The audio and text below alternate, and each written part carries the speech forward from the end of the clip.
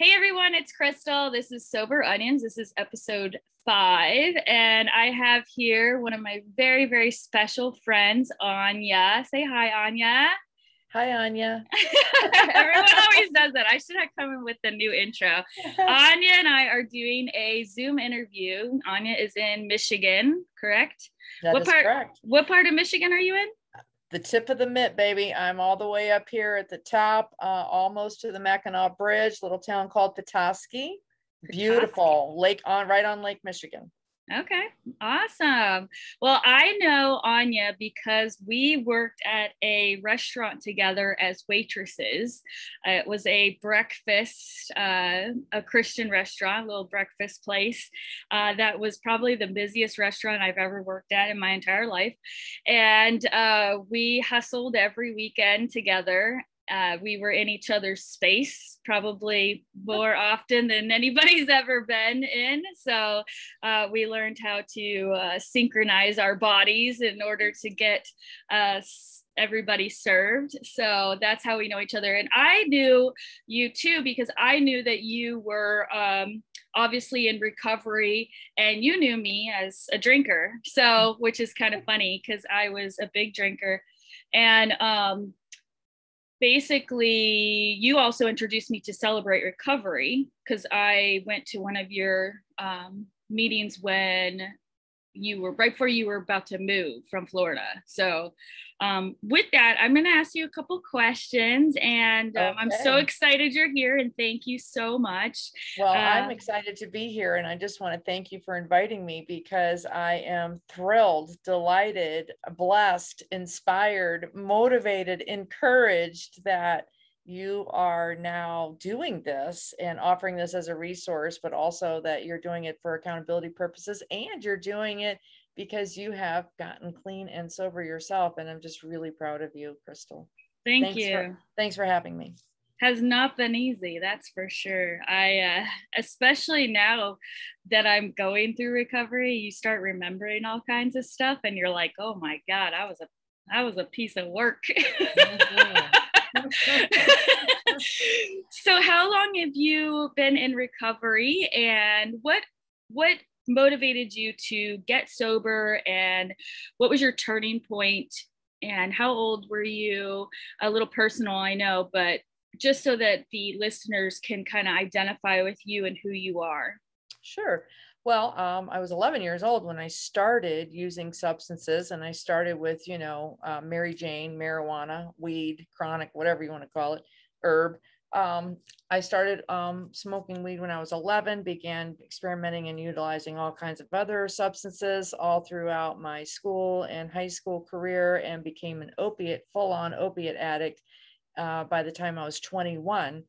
I got clean and sober. My sobriety date is April 12th, 2006. I always get that. The 6 and the 12. I'm not dyslexic, but sometimes you would think I am. It is April 12th, 4/12/06 is my sobriety date. And that was 15 years ago. And I got sober in your neck of the woods down there in Southern California in San Diego. So my turning point, my rock bottom, the caveat, that catapulted me into recovery was I was on the run from the law and was trying to escape consequences to returning to active use. I was 8.5 months pregnant, and I was on a Greyhound bus running from myself. Didn't know that at the time, but everywhere I went, there I was. Geographical cure never worked for me, by the way, and it won't work for you either, for those of you listening, because wherever you go, you can't move away from it. I know that's kind of what happened to me. I moved from Florida to California and went into rehab. Yep. Yeah, so that's exactly what happened. If you look on the map, I went from on a Greyhound bus at that point I was 8 months pregnant. I was in and out of jail, and I was in and out of legal consequences to my actions. Of course, know that I was a paralegal, and I had a home and a family, and I mean, I didn't start off that way. It's just that's where my disease took me, was to a criminal, living on the street, prostituting herself to afford her habit, and in and out of the jail systems like a revolving door. And I got sentenced to the Department of Corrections rehabilitative program. It was run by the DOC. They remanded me to custody until they had a bed available for me. By the time they had the bed available for me, they realized that I was in fact pregnant, because I must have gotten pregnant right before I went to jail, because I didn't even know I was pregnant. Therefore, I didn't have any medical care. So they sent me to the Department of Corrections rehab. I was actually embracing the idea of getting clean and sober because I was sick and tired of being sick and tired. But because of my condition, they were not equipped to have a woman of my experience, I'll say, when actually it was my age, because I was 40 by the time I really opened and moved into this chapter of recovery. So when they released me, I didn't have anywhere to go because I had been living on the streets and running this street life for the last 3 years. My husband had divorced me. He had taken the kids. I'd lost my home, my self-respect, my dignity, everything, literally, quite literally everything. And so I did what any good little addict alcoholic would do, is I ran. That's all I knew how to do. I didn't have any coping skills. I didn't know. I knew I wanted to change. I just didn't know how to do it. And so I got on a Greyhound bus and I ran, because I knew that my parole officer was going to want to have me come in once the Department of Corrections rehab program had released me, because I was pregnant and had not had any medical care, and they were not equipped to handle that because they were a 6-month-long program. And so I knew that, I was going to have to go report. And I had a taste of freedom after being locked up for so long, and I used. So I knew they were going to drug test me. I knew I would fail. And so I got on a Greyhound bus and I ended up in San Diego, California. And so one day, I don't know, should I keep going? Yeah. So you were using when you were pregnant too? Like you didn't know you were pregnant, you were 40, you were pregnant, and you were using.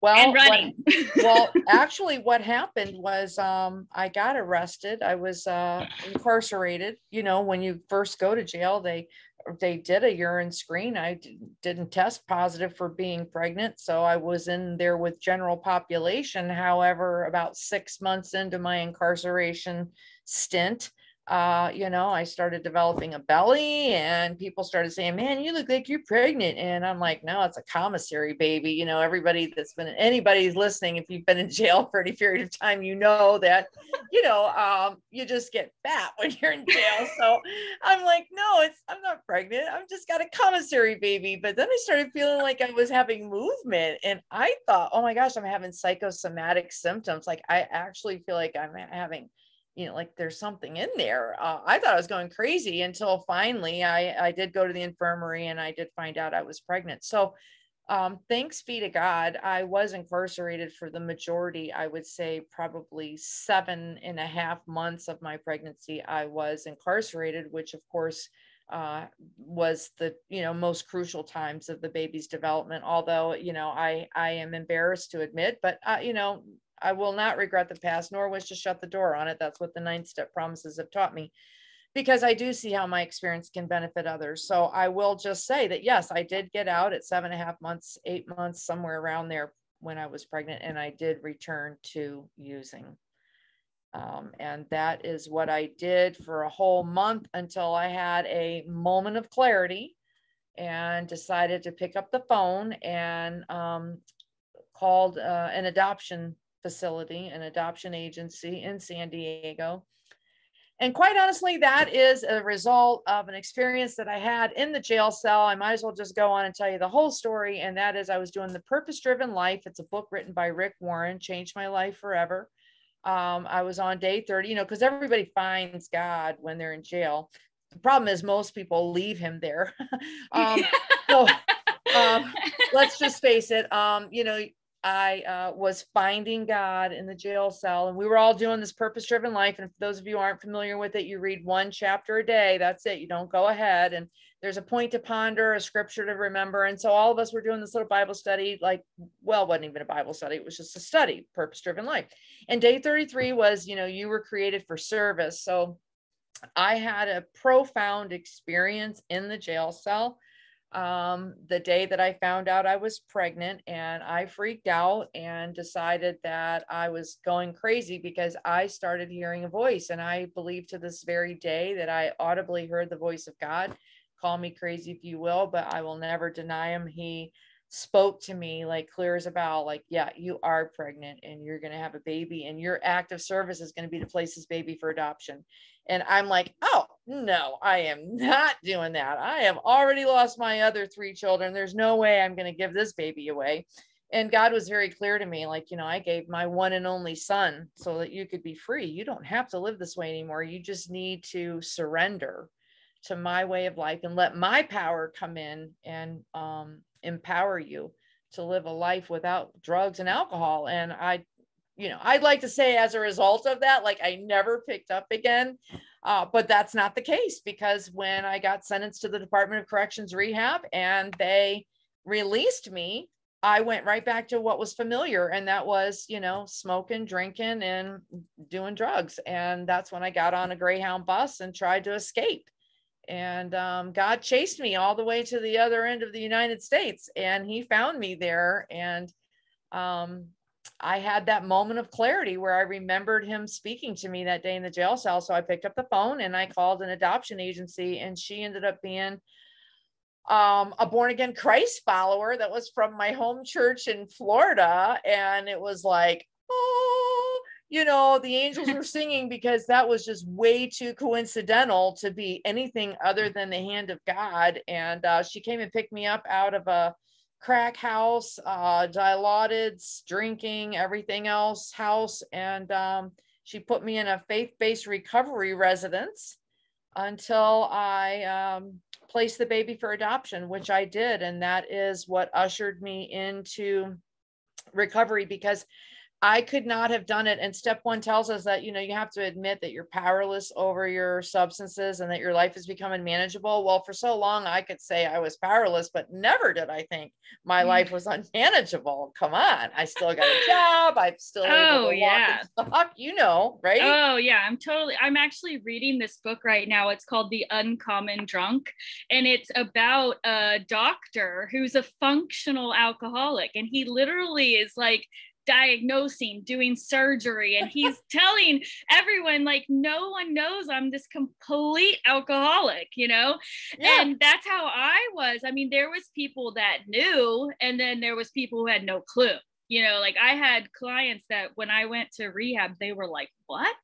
Like, you went to rehab? I don't understand. Like, I've known you for 12 years. I've, been paying your bills basically, and, right. And then other people were just like, oh my God, thank God she's finally gonna go get help, Yeah. But I never thought I had a problem. I always thought I talk to my sponsor about that all the time. Like, I would do these personal challenges. Like, I am going to not drink for 3 days to prove that I control this whole thing.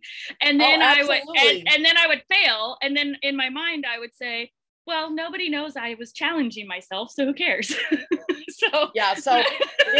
Admitting that unmanageability piece, that was humbling. But when I was on a Greyhound bus running from the law, a wanted felon, escaped felon, had, my husband had divorced me, had lost my children, I'm pregnant, I have no idea what I'm doing, where I'm going, I finally submitted to the fact that, maybe this is what they were talking about. My life is unmanageable. It takes what it takes, and that's what it took for me. But I did come to believe that there was a power greater than myself that could restore me to sanity, because I had an encounter with that power in that jail cell. I mean,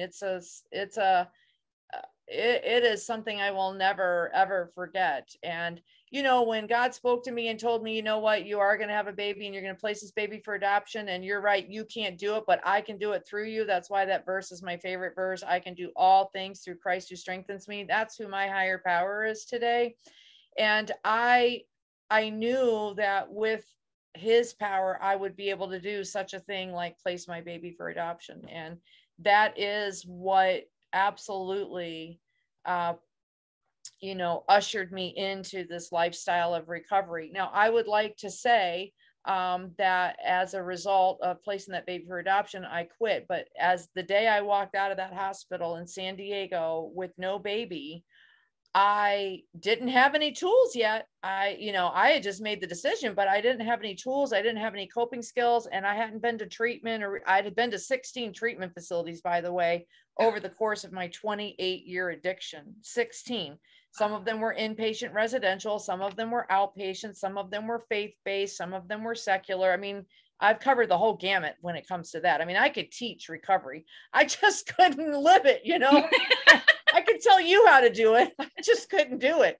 And, you know, this is what, when you asked me, what did it take? I mean, this is what it took. When I walked out of that hospital and I didn't have a baby, and I didn't have any coping skills, and I didn't have any family, and I didn't have any friends, I didn't have any community connection. I didn't have anything. And for me, that was exactly where God had to get me before I finally looked up, because there was nowhere else to look. I had attempted suicide a couple of different times. And at this juncture, I felt like I wanted to commit suicide, because I'm like, okay, God, you wanted me to, that was my service. You know, I placed my baby for adoption. That's what you wanted me to do. Now what? What's my purpose now?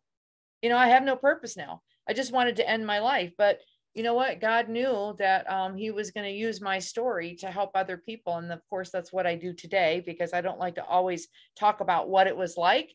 The message of hope and my experience and strength is what I share today, to let people know that no matter how far down the scale you've gone, because for me, that was pretty far. I mean, I'm a wanted felon. I've just placed my baby for adoption. I've lost all my other 3 children. I have no self-respect, no dignity. You know, I have nothing. And yet here I am today. I'm the executive director for Community Recovery Alliance here in Northern Michigan. I mean, you would never in a million years, people here can't believe it. When I tell them my story, they don't even believe me. But that's what surrendering to a higher power, which I choose to call Jesus Christ, you know, that's my higher power, is what has empowered me and enabled me to work the steps, you know, to get a sponsor. I hated my sponsor. My first sponsor was, she was a big book Nazi. And that's exactly what I needed. I needed somebody to come alongside me and beat me over the head and say, look, your way has not worked for how many years? And so I became humble. I mean, you know, humility was huge for me. And I was very humble when I left the hospital. I did check myself in. I went to a place called Community Resource and Self-Help, Crash, also known as the last house on the block. And they were not, it was not you know, I hope somebody listening has been there. That place saved my life. I didn't need somebody to come alongside and, oh, there, you're, oh, poor girl. Oh, you just had a baby. Oh, I'm so sorry. I needed somebody to say, so you think you're unique? You know, you think we should, you know, I wanted everybody to kowtow to me and feel sorry for me, but that was the last thing I needed. I needed tough love. And that's what I got in the treatment facility. And I learned to start taking a look at myself, and I learned to start taking responsibility for my own actions. You know, I love to point the finger. Even today, you know, I do a 10-step, you know, daily. You know, when I'm wrong, promptly admit it, because it keeps me humble and it keeps me looking at my own inventory instead of taking your inventory and his inventory. Oh, let me go take her inventory, when I just try to stay in my own sandbox, you know, play my own sandbox, keep my own side of the street clean today. And when I do that, I am a much more spiritually fit vessel to help others in recovery, which of course is my passion. I'm Which sure is I've got. amazing. So like you have this incredible story, and now like your full-time job is recovery and helping people, which is amazing. You've always inspired me. I when I first met you though, I all I could think of was, how does she stay sober? Like, because I was so wrapped up in alcohol that I was just like, it was just not something I could even imagine, you know? And so for me, it I couldn't imagine a lifestyle, even though every time we had an event or party, you were always the funnest one there, which is funny because, and I you know, was sober. yeah, and you're the only one sober. So, and you were the funnest one there. So it's just kind of crazy. So with that, I mean, I'm so honored that you joined me today, and just kind of like closing out, since I'm so brand new and like you've known me on both sides of the spectrum, what is your advice for someone like me, especially, you know, in this day and age where, I mean, alcohol for me it's everywhere. I mean, it's on trucks, it's in the grocery stores, it's everything surrounds alcohol. We eat alcohol, we do anything alcohol, and it's so much more acceptable now. Like we were talking earlier about how in our society, you know, the millennials and, you know, this new age of the 20th century where alcohol is just so much more accepted. You know, people can just be hanging out with a White Claw, or, you know, as are other day substances. drinking. Yeah, I mean, yeah. It's true. I mean, it's just much more acceptable. And so Yeah. for me, or for someone who's maybe thinking about getting sober, or maybe struggling with coming back from a relapse, or brand new, or maybe even they're in a rut. I've been to a lot of meetings lately, and there's people who had 12, 15, 18 years of sobriety, and when COVID hit, they relapsed. Yeah. And so there's a lot of that. What do you feel like with your experience would be encouragement for someone like me? Well, first of all, it's a one day at a time. I know it sounds cliche, but when you were saying, you know, you used to see me and you'd be like, how does she stay sober? I do it one day at a time. And, you know, when that's too overwhelming and too daunting, like, oh my God, there's 24 flipping hours in this day, I can't even do one day at a time, then let's just break it down to 1 hour at a time. Okay. Sincerely. Because in the beginning, that's how I used to do it. I would look at the clock and I would wait for the big hand to get to the 12. And then I would tell myself, that's it. I'm going to go. I'm leaving. I'm booking. I'm out. I'm going to use whatever. 1 hour at a time. And the other thing is that, you know, this is a we program. This is we admitted we were powerless. We came to believe. We, you know, made a decision to turn our life. We humbly admitted it's a we program. So getting connected to a recovery community, that is vital. You know, whether it be in person, online, pick up the phone, and I don't mean text, pick up the phone and call somebody, let somebody know what you're doing. I have all of my sponsees today that I work with. I have them do an exercise where I make them pick up the phone and reach out to people, 3 people a day on your list, even if you, especially if you don't know them, because if you can't pick up the phone and call somebody, which is very difficult to do, but you can just pick up the phone and say, hey, my sponsor's making me do this stupid exercise, or I got to call somebody. And so I'm just, you were one of my calls today. Because the more comfortable you get with reaching out when everything is going well, then you will be more apt to reach out when everything is not going well. But if you are isolating, which we do, when we're in our disease of addiction, alcoholism, we isolate. We don't let anybody know what's going on with us. We don't talk about secrets, keep us sick. So getting plugged into a recovery community, practicing reaching out, going to meetings, getting a sponsor, but basically chopping it down to 1 day at a time. If you're not a praying person, I always ask, just try it. You know, just try it. Humble yourself, get on your knees. If you're having a trouble with God, look at him as good, orderly direction, G-O-D. Start somewhere, but start, you know, and just let him reveal himself to you in whatever way he reveals himself to you. You know, I don't go back to our old legalistic ways. I believe God reveals himself to everyone differently. And, you know, because we're all individually unique, and he knows that. So if you're struggling with the whole God concept or the higher power concept, then just start with good, orderly direction, G-O-D, good, orderly direction. Maybe just try having a dialogue with some good, orderly direction and asking for help, you know, asking for help, taking it one day at a time, getting recovery community plugged in, going to meetings, and, you know, pour this into your mind. Listen to Crystal's podcast, you know, get online meetings, listen to, you know, YouTube's step one stuff, you know, just pour all of as much recovery into you as you can. Because, you know, you're fighting against the world. Like you said, you're out there, there's alcohol everywhere. So if you're only going to one meeting a day and that's one little hour of your 24, what are you doing with the other 23 hours? You know, feed your recovery, just like you feed your body food 3 times a day. Some of us more than that, you know, feed your recovery. Yeah. All right. That's awesome. Thank you. I like the feed your recovery. That's really good. And I definitely have to do that for sure. I also am definitely eating a lot more than I used to.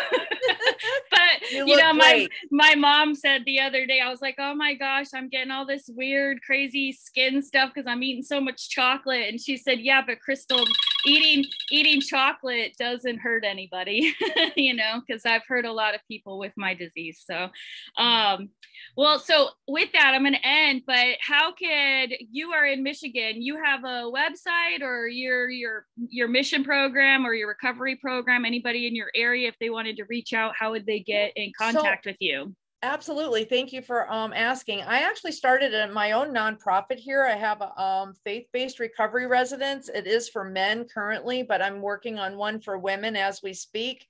It's a discipleship program. We do a lot through that. It's called Walking with Him 6. It's all spelled out except for the number, Walking with Him, and then the number 6.com. There's a website. And I'll put that in the show notes as well. That would be great. Yeah, it's www.walkingwithhim6.com. And then you could always email me at walkingwithhim6@gmail.com. And again, I also have I am the executive director for Community Recovery Alliance, where we serve as a resource support for individuals that are afflicted with substance use disorder. That includes alcoholism and addiction. And we serve as a resource support for individuals that are affected by SUDs or mental health issues, or the effects of incarceration as a result of those issues. And that is, we're working on our website now. It's getting updated, but it's going to be www.communityrecoveryalliance.com. And then you can always email me, and that's anja@crami.org. Awesome. Yeah. Well, thank you so much, Anja. It's so good to see you and catch up with you. To see you. I'm so proud of you. Thank you. So proud of you. You look awesome. And thank you for having me. It was my honor and privilege. Yes. Awesome. Really. Well, guys, this is Crystal with Sober Onions. Make sure you check out the show notes, and we'll catch you next episode.